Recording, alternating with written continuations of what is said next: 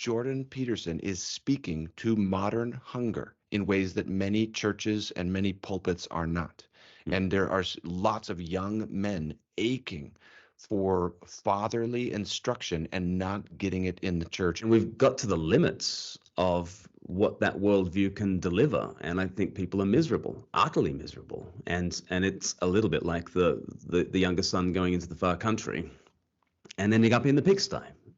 The money always runs out. The famine always hits. Hey everyone, welcome back to Truth Unites. I'm here with my friend Glen Scrivener, and we're going to talk about Jordan Peterson and what is his appeal? Why is he so popular? What can we learn from that? What do we learn about the culture right now? In what ways is his message similar to Christianity? In what ways might it be different? So this should be a fascinating discussion. Glen, how are you doing? Thanks for being here. I'm doing really, really well. Yeah, looking forward to Christmas. I can't tell whose background is less impressive right now because I've just packed up all my books, and the more I stare at it, the more pathetic it looks over my shoulders. So I said you have to be extra entertaining to make up for that in this one. Yeah. You're just trying hard not to flex with all your theological tomes behind you. It's an expression of humility. You know, what can I say? I'm just trying to lower myself down. You bring nothing, is what you're saying. Yes, exactly. It's a metaphor in some way or another. Tell us about Speak Life. I actually am curious to learn myself. What is Speak Life exactly, and when did it get started?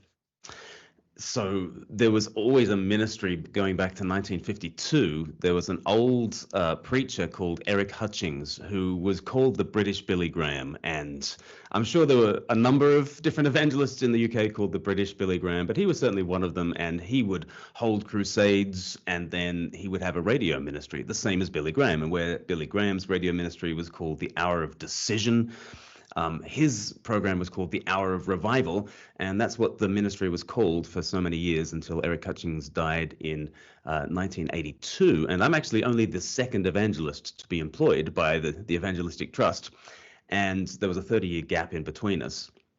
And I kind of took over the reins in 2015, and we rebranded it in 2016 to become Speak Life. But we didn't have to change the constitution of the charity because it was always seeking to see a revival of Christianity in Great Britain and the rest of the world through preaching and media. And that goal has not changed. The media has, but the goal has not changed. And so a lot of my work is preaching around the place and using media, and some of that is the old media of writing books and that sort of thing, but a lot of it is the new media and social media and video and YouTube, and really wanting to make much of Jesus through these digital ways. So that's what we try to do. We're an evangelistic ministry that equips the church with shareable faith. Yeah, it's fascinating. It's as you described that, it's actually very similar to what I'm feeling increasingly drawn into with my ministry in Truth Unites, of trying to use these platforms to promote the gospel and so forth. So it's fantastic. If people are going to watch, I'll put a link to the particular video we're about to get into. If people are going to watch one video to start with, because to be clear for people, Speak Life has a YouTube channel, so check it out. What's a good video to start with? Oh gosh, go to Speak Life Media, search for us, and there's a whole series called Reset that is all sorts of interviews with people like Tom Holland and Douglas Murray, and people who are really a lot of secular thinkers who are speaking into the meaning crisis of today. And what we do in Reset is actually talk to a whole bunch of people, some of them Christian, some of them not, about Genesis chapters 1 to 4, largely because Jordan Peterson picked up Genesis chapters 1 to 4 and walked slowly through them in a Toronto theater back in 2016, 2017. And an entire kind of YouTube ecosystem kind of developed around him and around that meaning crisis. And we've been trying to speak into that. So maybe the Reset playlist would be something interesting that people could look up. Fantastic. I'll put a link to that as well. People can check it out. And you just mentioned the meaning crisis. Now, already right there, that kind of could be a good springboard for us to launch into talking about Jordan Peterson and just the culture right now. I think that's kind of one of our points of common interest, is analyzing the culture and what's going on right now. I'd love to ask a first question, but just interrupt me at any point if you want to go off on any other tangents too. But when did you first encounter Jordan Peterson? And I'll answer this question first, and then you can go. So I was in 2017. I think it was 2017. We were living in Chicago. My wife Esther was out of town for the weekend. I watched someone had linked to an article discussing him or something like this. Watched an interview. Watched a second. I thought, yeah, this is kind of interesting. Watched a second interview. Put that away for a bit. Finally got the kids to bed and sat down to relax and watch a movie. Got into the movie a few moments and got bored and went back to YouTube and watched more Jordan Peterson interviews. And to this day, I couldn't articulate exactly why I found him so interesting and why. I mean, that's a lot of my life right now. I find YouTube videos more interesting than movies often, but there's something about his way of thinking and way of approaching things that is really intriguing. I've watched his interview, the famous interview with Kathy Newman, many times, and something about the kind of plodding, thoughtful way he's actually answering the questions, as opposed to kind of getting into like the polemics back and forth so much. It's just really interesting to me. And then I've just followed his career, especially with interest in what it shows about the culture right now ever since then. What about you? When did you first encounter Jordan Peterson? I'd love to say that I was riding on the ground floor of the Peterson train. Ground floor of a train, that's really is a mixed metaphor, but like the status rocket of Jordan Peterson taking off. So I like the Maps of Meaning book and that kind of thing passed me by. His University of Toronto kind of lectures passed me by. I certainly was aware of him by the time he had the Kathy Newman interview. I mean, he came to prominence, I guess, on YouTube because he made a protest against the Bill C-16 compelled speech legislation, as he would put it, in Canada about having to refer to other people by their own pronouns. And he absolutely refused to do that and said, you know, they can put me in prison and then I'll go on hunger strike. And that's the sort of resolve that the man has. And certainly when I watched the Kathy Newman interview in the UK, that landed with such force because there is such a tradition really in UK journalism of very forthright attack dog kind of questioners. And sort of Piers Morgan is in that vein, but he's a more tabloid version of what kind of a lot of BBC reporters are kind of like, and they will doggedly ask the same question of a politician like 7 times until, like, you know, the person breaks down crying, and it's very adversarial. And I've always watched those sorts of interviews like a car crash and seen like this poor politician or this poor, you know, interviewee, and I've never seen anyone turn the tables on an attack dog reporter like that. And suddenly Jordan Peterson, out of nowhere, just, you know, Kathy Newman went for him and she was desperate for the gotcha moment. And in the end, literally, she says, "You've got me. I have gotcha." You know, like he says, doesn't he? He's like, "I gotcha." She says, "You have." And when you know the background of this is what so much of UK journalism is kind of like, it was like, oh my goodness. I remember listening to that interview on YouTube as I was driving. I had to pull over and start texting my friends. Have you seen this? Wow. It was such a thing. And yeah, there's an intensity to him. There's the concision of his expression. He is a transcript of his words is quite. Like a transcript of his words could survive the publication process without too much red ink, I think. And his ability to extemporize and just speak off the cuff with factual data at his fingertips, and here's the clinical psychologist coming out and being able to come up with, you know, X, Y, and Z studies about whatever he's talking about. That's incredibly impressive. And just he knows people. Mm-hmm. And what I loved about the judo flip moment with Kathy Newman, for those who are into apologetics, I think it is kind of a presuppositional apologetic moment where she's kind of going after him, and he basically doesn't really answer the words coming out of her mouth. He points to her feet and what she's standing on, kind of in terms of the arguments. He's like, she says, you know, why does your right to free speech trump a trans person's right to be respected? And he said, well, you're the last person who should be asking this. You're a journalist. You don't mind offending me, and more power to you. And that is why Kathy Newman flipped out at that moment. Like you can see everything come crashing down because he's pointed to her feet and he said, what are you standing on? Right now you're standing on the right to offend people, aren't you? Right now, you are meant to be a bastion of freedom of speech. And yet you're questioning me about this. Let's talk about you and your presuppositions. Let's talk about what's standing underneath your feet.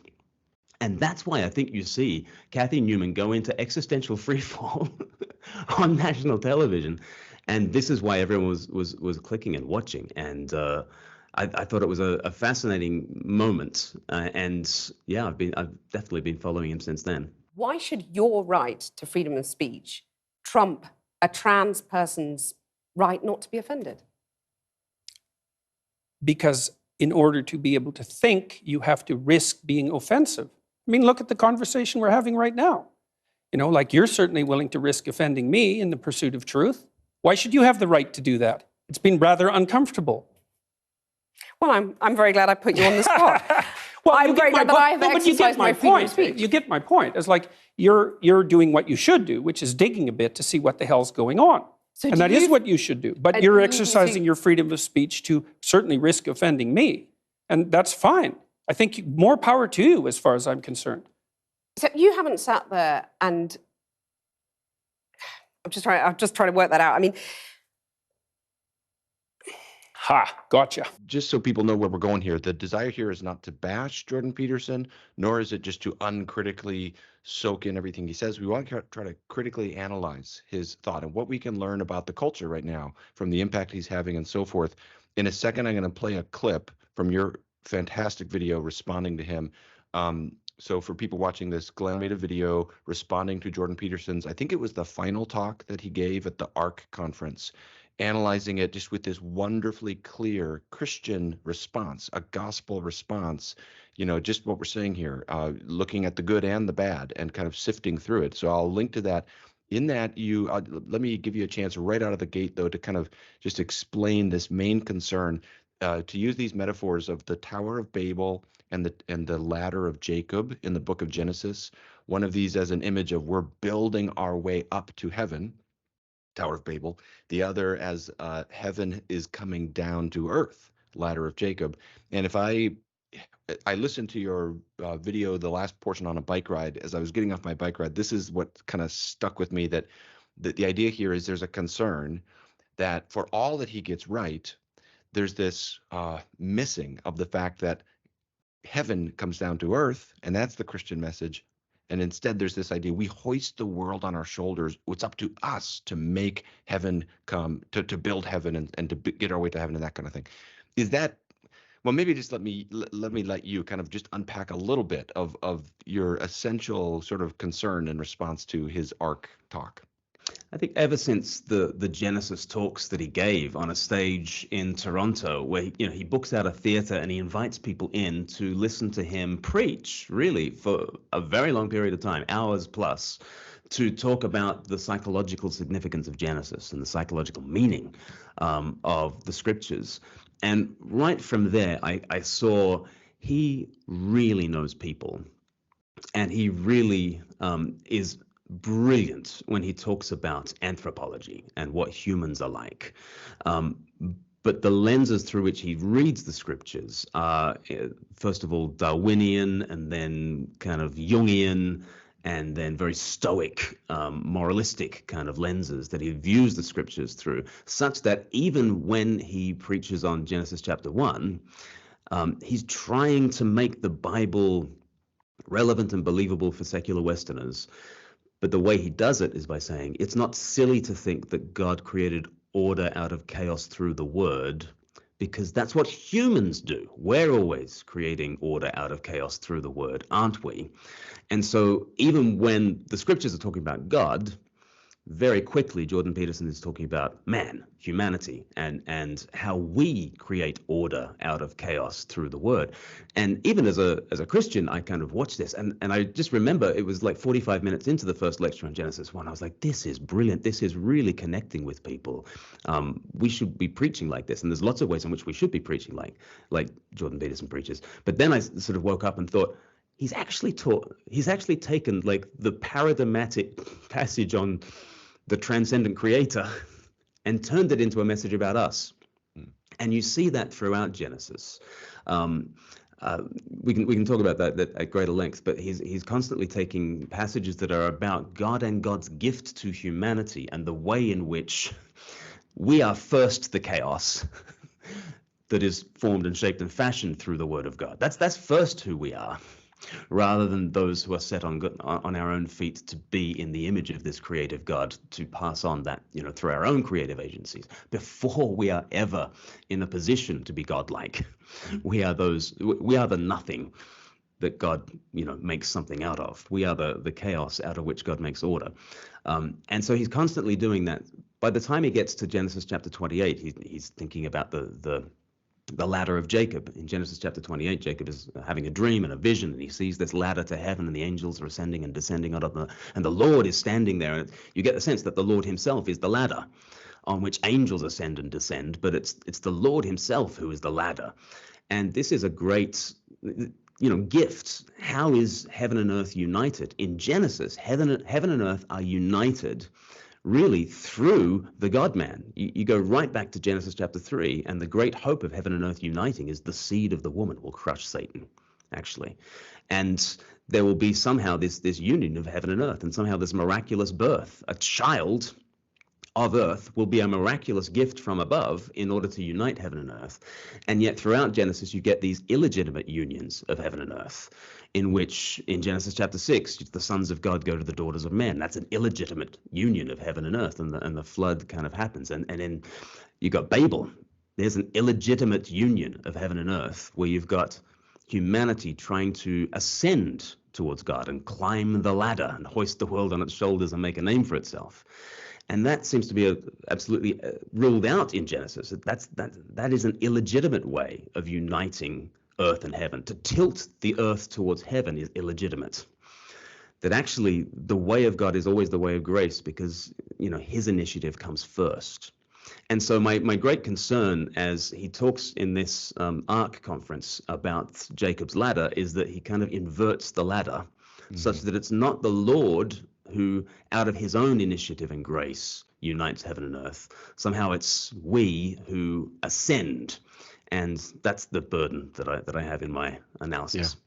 Yeah. It's really helpful. I want to play a clip from sort of the conclusion of your video that I just think, I just want people to see this. I think it'd be helpful for them. And then I want to ask you a question of, if he is sort of missing the fundamental notion of grace that we understand in the Christian gospel, then how is it that he is leading so many people to Christian? How is it that so many people come through Jordan Peterson into Christianity if he does have this point that he's missing? But first, let me play this clip for us. After the Jordan Peterson train, we jump to the Tom Holland train, we jump to the Ian Hersey Ali train, and we find ourselves in church, and we find ourselves in that moment meeting with a God who descended from the top and joined us in the gutter, because that's the true Christian message. The message that liberates us, that saves us, that gives us joy in our misery, that sets us on our feet, and yes, that then enables us to live responsibly out in the world. And then we can effect all those great 12 rules for life and more 12 rules for life. And I don't know what Jordan Peterson's third book will be, 13 more rules for life. But that is how it will happen. It will not happen by us hoisting the world on our shoulders and trudging up the hill. That's hell.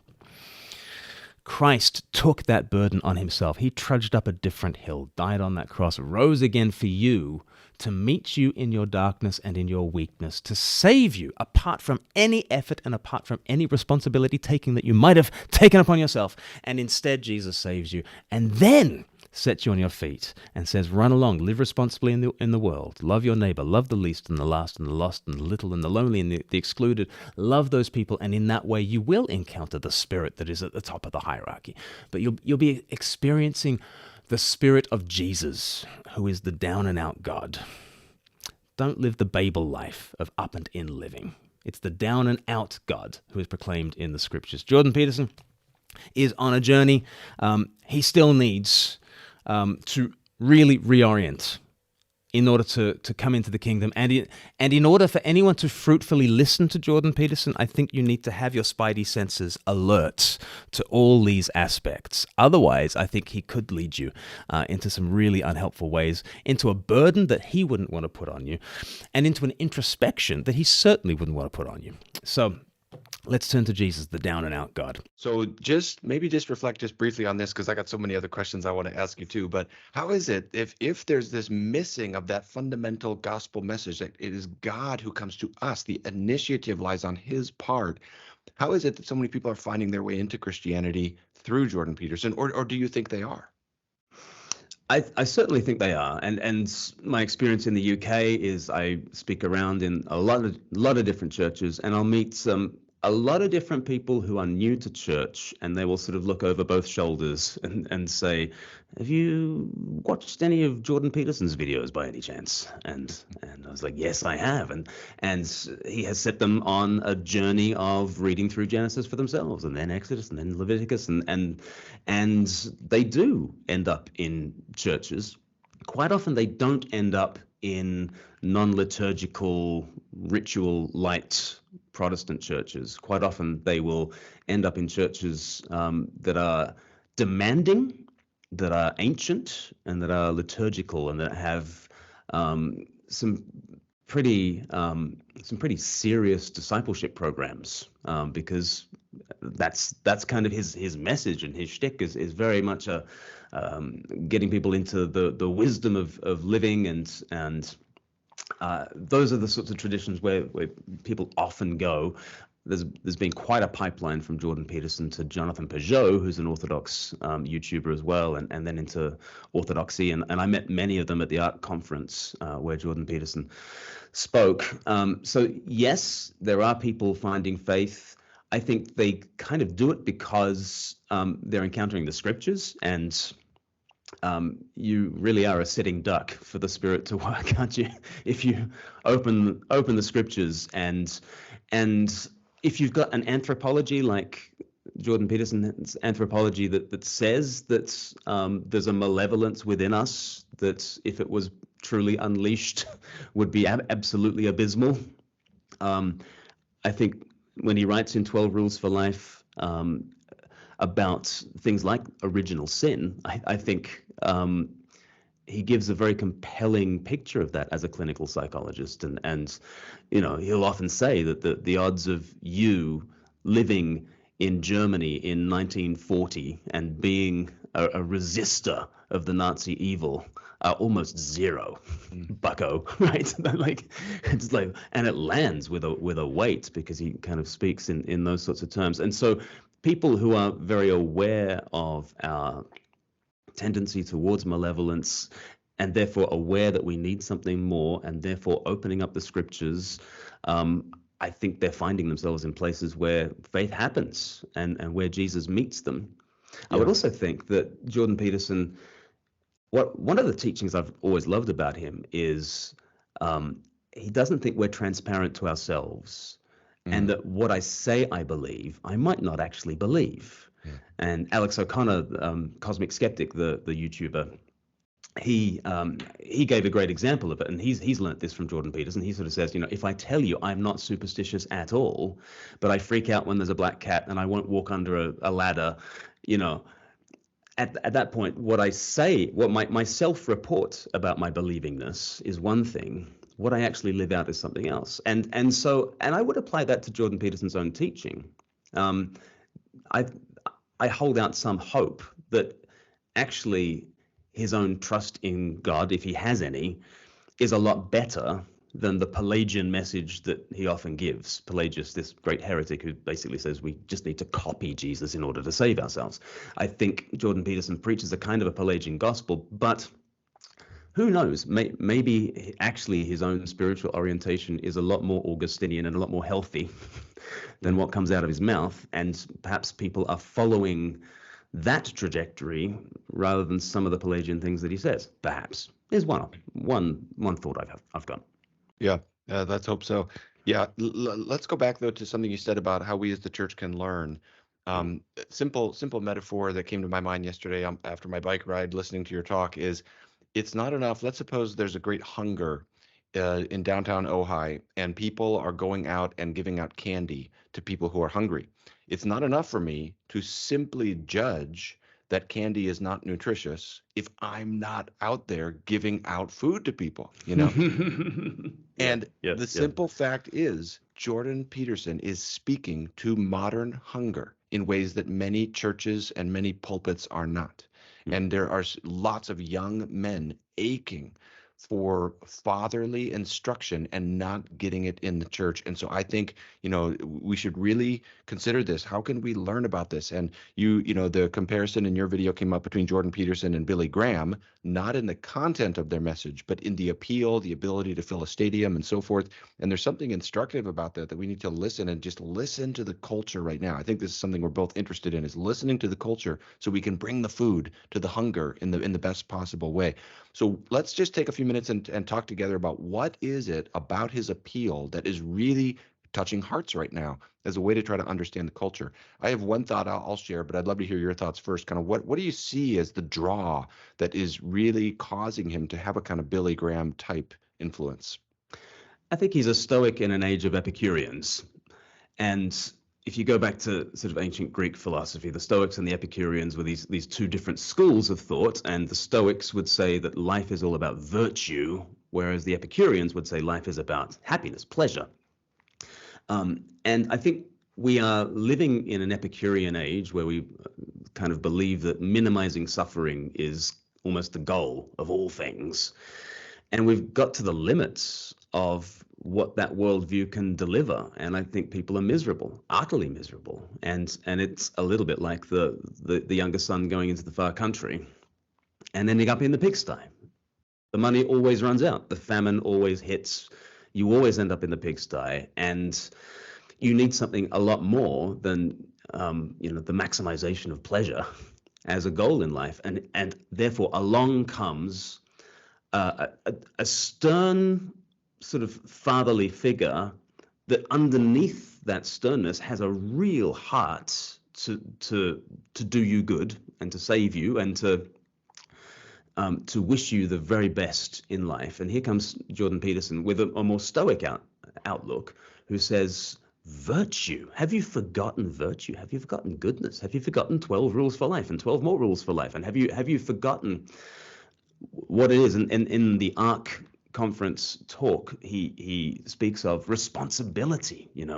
We've lived in an age where we just claim our rights, and he's like reminding you of a responsibility and saying that as you put into practice the little kinds of responsibility that you have around you, just tidy your room, just put your own affairs in order, don't try and save the world, right?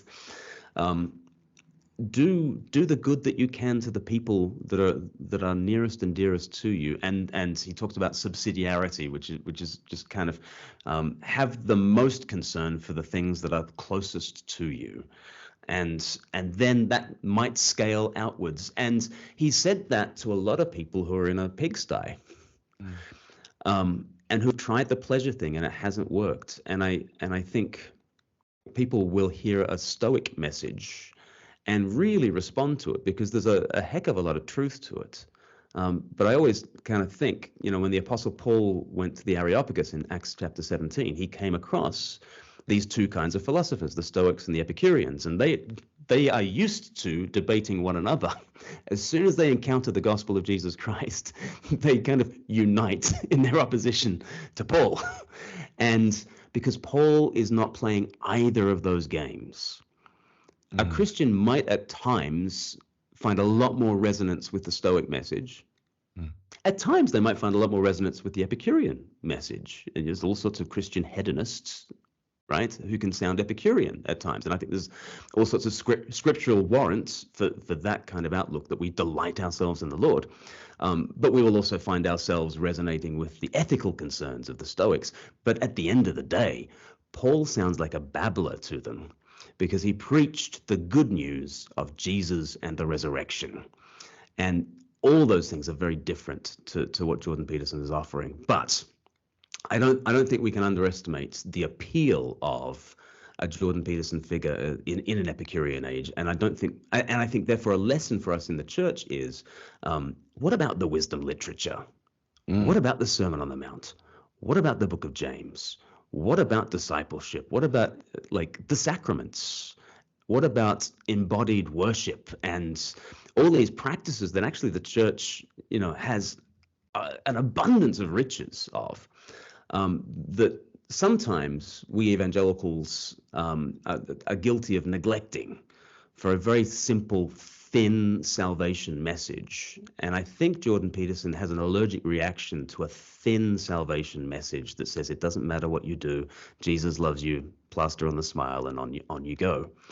And so he can challenge us, and I think he can awaken us to the riches that we already have when we start to talk in richer terms about this gospel that applies to the whole of our lives and some of those wisdom issues. Yeah. Your answer is probably much better than mine here. The word that I would boil my thought down to here, just very much in agreement with you, is the word responsibility. I remember there's a time where he's giving a talk somewhere, and he mentions how the audience always gets very quiet and hushed when he talks about responsibility, and then he gets choked up. I kind of appreciate when he gets choked up, because I get choked up a lot when I'm preaching, and I know that's kind of frustrating at times. But there's this dynamic when your heart is invested in the people to whom you're speaking. There is this dynamic where you feel deeply what they are experiencing your message as. I really appreciate this. It is kind of a course correction to Western culture, so as you're saying, just so people understand, Epicurean being more pleasure seeking, Stoic being more responsibility driven. And that call to responsibility, what I learned from it is there is something in the human heart that longs to spend itself on a cause beyond itself. There is something, all of us are wired as human beings as not just to hoard pleasure. That is not fulfilling. We're wired in such a way that we actually need something to sacrifice ourselves for, to give ourselves to lay down our life for a cause. And as a Christian, I will say that I really can relate to that in terms of my own relationship with Christ. It is just thrilling to me to be able to say, Lord, I want to spend my life for you. And there is something in the human heart that longs for that. And of course, we've got to get that, as you say, in the proper frame, so that it needs to come as a response to what God's done for us. But still, that is a beautiful thing to sometimes focus on a little bit. Let me play another short clip. This is a shorter one. And then I want to ask you a question based upon this. Strangely enough, the meaning in your life doesn't emerge as a consequence of your pursuit of your proximal, hedonic, subjective, narrow, purely self-serving goals and drives. There's nothing in that that's nourishing. Amen. And there's nothing in that that's nourishing in part because unless you can integrate yourself across a large time span, taking care of who you will be in the future and simultaneously fulfilling your social obligations in a responsible manner. So much more animated now. Nothing within the subsidiary structure can operate properly, much less you claim the right to the gratification of your hedonic desires. That's a non-starter. And even if you could do that, you wouldn't find in that the meaning that would sustain you in times of trouble. You find the meaning that would, and everyone knows this, you find the meaning that sustains you in trouble when you need, for example, to regard yourself with some positive attitude in the midst of your stupidity and your suffering, and you can see in yourself the fact that, well, at least you were in service to your wife, at least you had been useful to your children, at least you helped take care of your parents, at least you were of some service to your friends or to your customers, to your business associates, to your nation. You find that meaning in service, and that service is in service of that harmony that makes up the entire Jacob's ladder that stretches from earth to heaven. Lots of, he's very animated and it's very powerful. And maybe talk to us about how, from a Christian perspective, what is true and good about this idea? Well, what would you affirm in that? I love in Galatians chapter 5, verse 6, the whole letter has been about, the presenting issue is about a bunch of preachers saying, if you really want VIP Christianity, then you've got to go down the route of circumcision. And the circumcision preachers were basically saying, if you go through this door marked circumcision, you're actually putting yourself under the 613 commandments of Moses. And you are going into the VIP lounge of Christianity because you know the circumcision teachers still love Jesus. And they were like, we love Jesus, but if you really want to upgrade your Christianity, then you need Moses as well. And so take on board this sort of responsibility. And so circumcision represented that that desire to take on yourself the burden of the law yourself, right? And Paul just preaches against it just fiercely and consistently throughout all the 6 chapters of Galatians. And he summarizes it in Galatians chapter 5, verse 6, and says, actually, neither circumcision nor uncircumcision mean anything. What counts is faith expressing itself through love. And if you pick up Martin Luther's commentary on Galatians, it's so beautiful, it's so pastoral and so rich and wise. And Luther says, yeah, that's it. It's faith expressing itself through love. And so what is faith is receiving the gift of God, who is Jesus, your righteousness for you. And then having received him without earning him or achieving him or performing for him or paying for him, receiving him freely as a gift in spite of all your sin, you then express that faith through love. And so Luther was constantly talking about there is a passive righteousness before heaven. And in the eyes of God, I have the righteousness of Christ, not according to anything that I do, but only according to the merits of Jesus Christ. So there's a passive righteousness that I receive, but then there's an active righteousness that I work out horizontally in the world. Before the eyes of God, I'm passively righteous in Christ. Before the eyes of the world, I'm very active in love. And actually the whole shape of Peterson's talk was to speak about faith and responsibility. And that's what made me think of Luther. It's what made me think of Galatians. That actually, yeah, we are to be those who come with empty hands to Jesus, receive him, and then pass him on to the world. And there's that, you know, great statement that's attributed to Luther, you know, God does not need your good deeds, your neighbor does. And it's that idea of the down and out kind of life of receiving from Christ, but that is not the end of the story. And what I'd want to say to Jordan Peterson is don't have an allergic reaction to the book of Galatians or to Luther or to the gospel. That faith, when it is truly grasped, gets busy, gets active, and passes itself on out to the world. And we truly do find ourselves in love. Didn't Jesus say, if you lose yourself, you find yourself, right? And we all know that that's what life is about. You can think of the violin player who's just lost in her music, or you think of the soldier who's just, you know, lost. He's lost in one sense his personal identity because he's just given to his comrades in the unit and they are together. And that you lose yourself to find yourself. And the ultimate way of doing that is you lose yourself in Jesus. And you find yourself on the far side of that. And a lot of what Peterson says resonates with that, because we've tried the self-actualization route, and we've tried just living for ourselves and just you do you. We've tried that and it's failed, and it's so empty. And we're in the pigsty. And Peterson is coming and saying, you know, don't forget about responsibility. And that's absolutely resonating. And there's something very, very biblical about that. Let me ask you two final questions, and in both of these, just kind of speak to a viewer who may be wondering about these things personally, as we all do. I mean, we all have to work through this at a personal level. So firstly, you had a great image in your video about how Jordan Peterson is in one sense so close to the kingdom, but in another sense, you were talking about how sometimes it's hard to tell, is he really close or is he really far? Because he's turned the other direction, looking in the other direction. And it brought to my mind Nicodemus in John chapter 3. Nicodemus is this, you know, the elite of the Pharisees, and yet he comes to Jesus, and it's just an amazing scene. When I preached on this passage, I used the metaphor of a Caltech tenured professor sneaking out to go to one of the students at Caltech and say, "You're the real teacher." Because when Nicodemus calls Jesus rabbi, that's a powerful moment. But Jesus, in response to him, says, "You must be born again." And that's so powerful because he's not saying, "Oh, Nicodemus, you've done really well. You're 80% of the way there. You've just got to close the gap, 20% more to get to God." He's saying, you got to start over. So maybe for someone who is really bought into this idea of hoisting the world on our shoulders, in fact, I'll play not right now with you and me, but in this, I'll play another short clip of Jordan Peterson talking about that. And we could remember who we are. We could remember who we are. He really believes it. And that's what this conference was for, to Wow. remind people, everyone who attends, who you are, right? You're the That gives him a chance to kind of collect himself. He really believes this.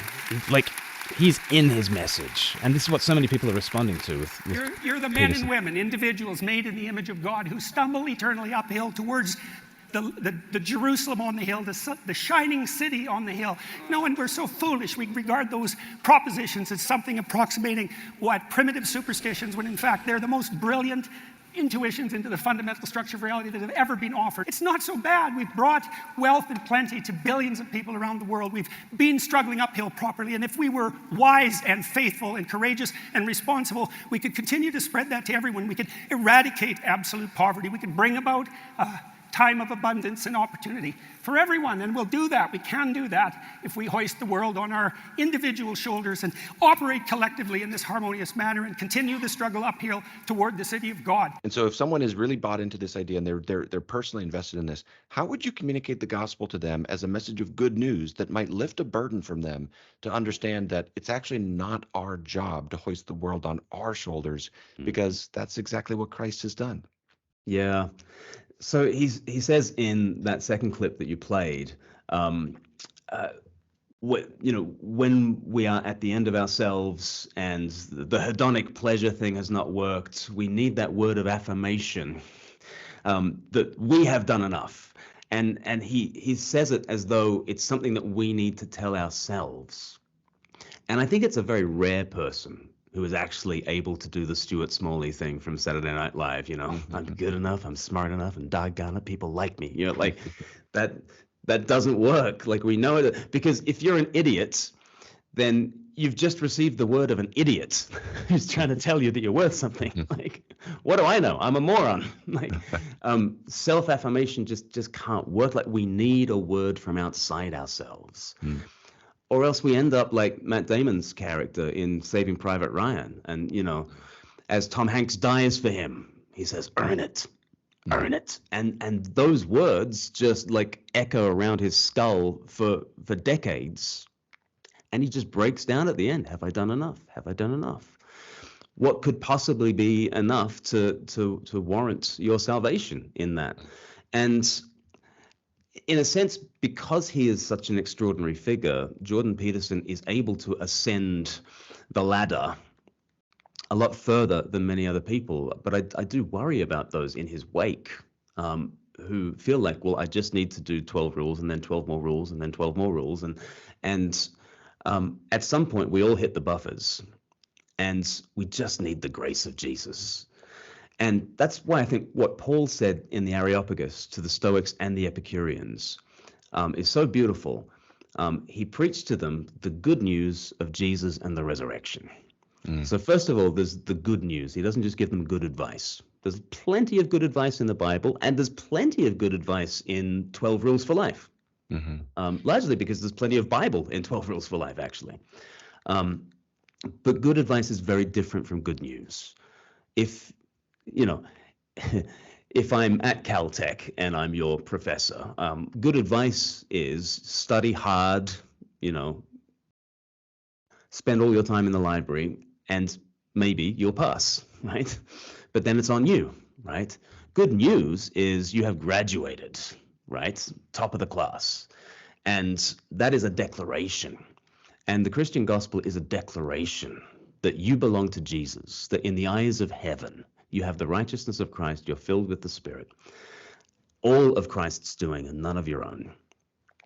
That is not the end of the story, because then you are able to go out in the world and express that faith through love. But that is where it begins. It's good news of Jesus and the resurrection. And the Jesus bit is so important. You got to get to know Jesus. You can open up the Bible, but you got to meet the one the Bible is about. And there's a person there, not just rules, not just like a regime, not just a worldview even. What you've got is a person who can forgive you for all the ways that you fail at the rules and who can love you nevertheless. You need Jesus, and you need the resurrection. You need hope, because actually hoisting the world on your shoulders and trudging uphill, I mean, classically, that was the Sisyphus kind of picture of hell. And no one can do that, and no one can struggle in life without hope. And I think a lot of what Jordan Peterson has picked up has been from like Viktor Frankl's sort of logotherapy, and coming out of Auschwitz, Viktor Frankl came up with the idea that you need to live for meaning. And if those who had a meaning in life survived Auschwitz better than those who didn't have that kind of sense, and he sort of brought that into his psychotherapy and logotherapy. He called it like a therapy of meaning. But also Viktor Frankl talked about hope, actually, probably a little bit more than what Jordan Peterson does. And you can't do any of this without hope, without the sense that beyond the sacrifice there comes the blessing, beyond the cross comes the resurrection. And I think a Christian message would incorporate all those three things. You would have good news, not just good advice. You would have of Jesus, not just rules, and resurrection, not just the sacrifice and who knows. Wonderful. Here's a final question for us both to reflect upon is let's share personally, trying to shepherd our viewers toward the gospel. When you're mentioning it as good news, often it comes into my heart, it's good news, and I might even just want to say it's the best news imaginable. Because the more I think about it, the more I think it really couldn't be a more wonderful message. Christianity encapsulates all these other good elements that you might pick out here or there, and it absorbs them all into itself, and it's this wonderful, beautiful story.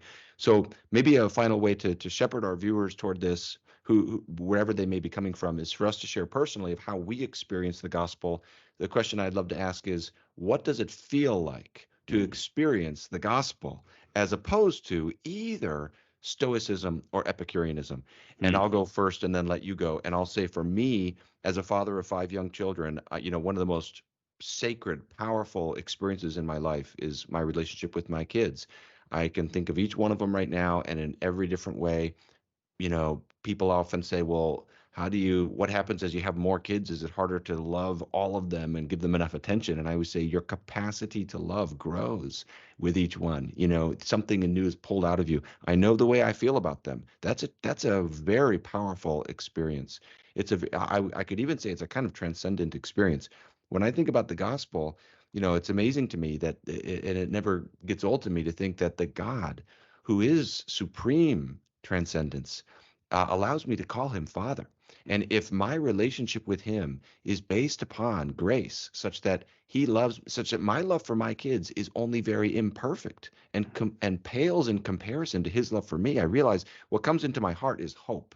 That I can start from that standpoint. If he loves me that much, and if the cross of Christ is the evidence of that, then there's hope. To keep responding to him and keep moving forward in life. That's just the emotions of it as I think about it in relation to all of this. Maybe you could just share a little bit about that for you personally as well. That's so interesting. That's brought to mind another story. The whole idea of parenting. Jordan Peterson's talk at the art conference orbited around this illustration of how he taught his 18-month-old son to set the table, one fork at a time. And it's this idea of responsibility and subsidiarity and just starting small and saving the world, but doing it one knife and fork at a time. And my only problem with his whole analogy is that it started just a little bit too late. It started while he was trying to give of himself to his son. And really, it should start with all of us as newborns, who cannot do it for ourselves and require a father to love us and require love to come first and for love to take the initiative with us. And therefore, like, adoption in the Bible is such a picture of what God's love is like, that a prior love has been set on us to bring us into a family where there is security and attachment and freedom and joy. And it's first about being loved, And then you're set on your feet to, contend forthrightly with the world, which is what Jordan Peterson wants us to do. And so the story that came to mind is Greg Louganis, who was an Olympic diver. And if you press into his story, it is an adoption story as well. And it's quite a heartwarming and beautiful story of him being loved into a place of security. And he won all the gold medals that were going in the Seoul Olympics and the Barcelona Olympics, and he got all the world records. And he was asked in Sports Illustrated once why he was able to perform under pressure, because he was known for being able to get to the final dive, and he absolutely has to nail it. And 1 billion people are watching, live on the Olympics. And he nails the dive, and they say, "How do you do it?" He said, "Oh, it's easy. I climb to the top of the 10-meter dive. I climb to the top of the 10-meter board. I remind myself my mother loves me, and I dive." And he's like, and everybody gets that. As soon as you say that, you're like, oh yeah, because even if he belly flops into that pool, you can fall in life, but you can't fall further than the arms of loving parents, right? And that security, that love, did not stop Greg Louganis from achieving and from pushing the boundaries. It was the very context of living forthrightly and contending with the world and having the adventure of his life. He had the adventure of his life because love comes first. And that's what it feels like to know that before I've woken up every morning, the Spirit of the Son cries out, "Abba, Father," in my heart. That's what the Apostle Paul says in Galatians chapter 4. So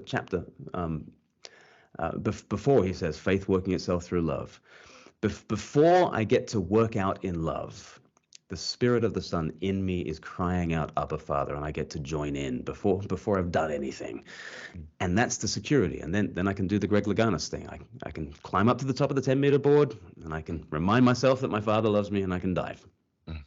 Beautiful. Well, may many of those who are searching for meaning, who are wrestling through these things, find that in the gospel. That's what I want to give my life to, is to helping people with that. I know that's a passion of yours as well. So I really love talking with you. Tell us, what's the next video coming out on Speak Life that we can be looking for? I started watching yours last night responding to Bill Maher, and loved it because I've often found him to be one of these triumphalist atheists who, as you pointed out, all these he's just wrong in a lot of these claims he's making. So that was a good one. What can we look forward to? Check out the Bill Maher video where he tries to debunk Christmas and then gets everything wrong. He makes an actually video, and he actually gets all his actuallys wrong, actually.